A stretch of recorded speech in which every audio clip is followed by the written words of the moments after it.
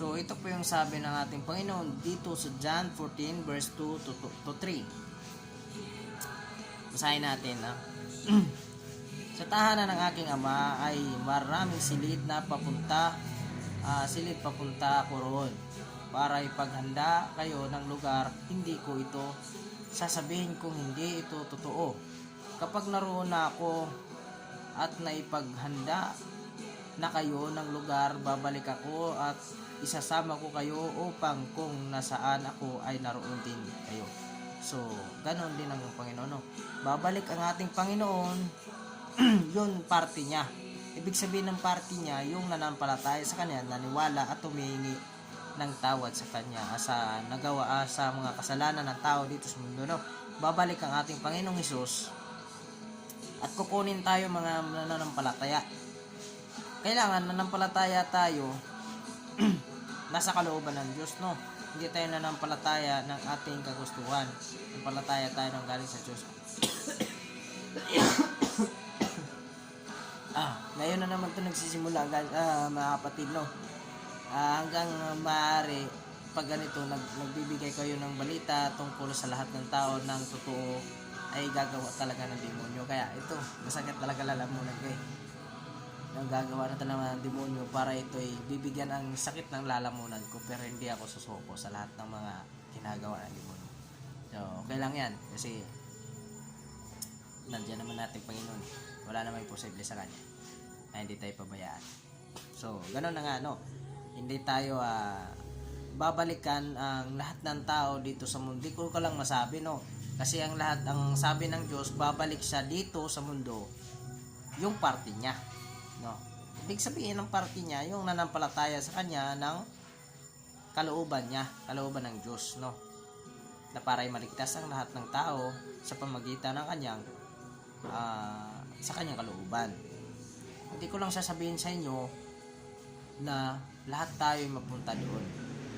Kasi alam ko naman, talaga tayong lahat dito sa mundo ay meron pa rin maiiwan sa pagbabalik ng ating Panginoon, sa pagpag-rapture.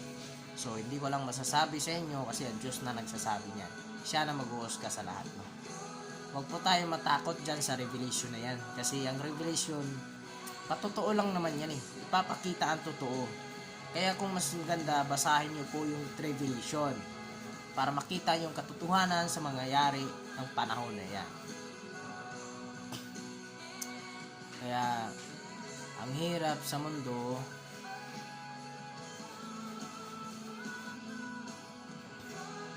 kaya dito basahin natin, no? Sa John 3:36, ang sumasampalataya sa anak ng Diyos ay may buhay na walang hanggan, ngunit ang hindi sumasampalataya sa Kanya ay hindi magkakaroon ng buhay na walang hanggan, kundi mananatili siya Kanya ang galit ng Diyos. So, wala na magagawa. So, mga kapatid, wala magagawa rito eh. Kasi ang Diyos kasi ang talagang nagbibigay nito. Hindi ako nagme-mention yan Kung babasahin nyo po, ipapakita ko po to sa inyo para makita ninyo po. Yan o.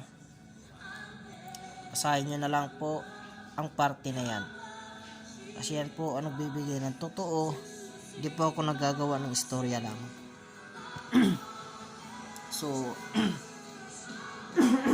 ito po yung sabi dito, no? Sa John 3:36, John 3 verse 36, no? Ang sumasampalataya sa anak ng Diyos ay may buhay na walang hanggan, ngunit ang hindi sumasampalataya sa Kanya ay hindi magkakaroon ng buhay na walang hanggan, kundi mananatili sa Kanya ang galit ng Diyos. So, maliwanag ang sinasabi ng Diyos sa mga taong hindi nananampalataya sa Kanya. Kasi kailangan talaga tayong mananampalataya sa ating Diyos. Humingi tayo ng tawad sa ating mga nagawang kasalanan para hindi tayo pabayaan ng Diyos, no, sa lahat ng ating pangangailangan. Kaya masakit man sa isipin sa lahat ng tao ay hindi kumikilala sa Diyos. Pero Diyos nang bahala, ipag-pray na lang namin ang lahat ng tao ay naway pagpalain kayo ng Diyos at hindi kayo pabayaan. Lagi naman talaga ako nanalangin sa inyo, lahat ng tao dito sa mundo. Hindi naman ako nanalangin ng sarili ko lamang. Panalangin ko po lahat. Yun po yung kalooban ng Diyos. So mamaya mag-pray po tayo sa lahat at sa inyo po na nanonood.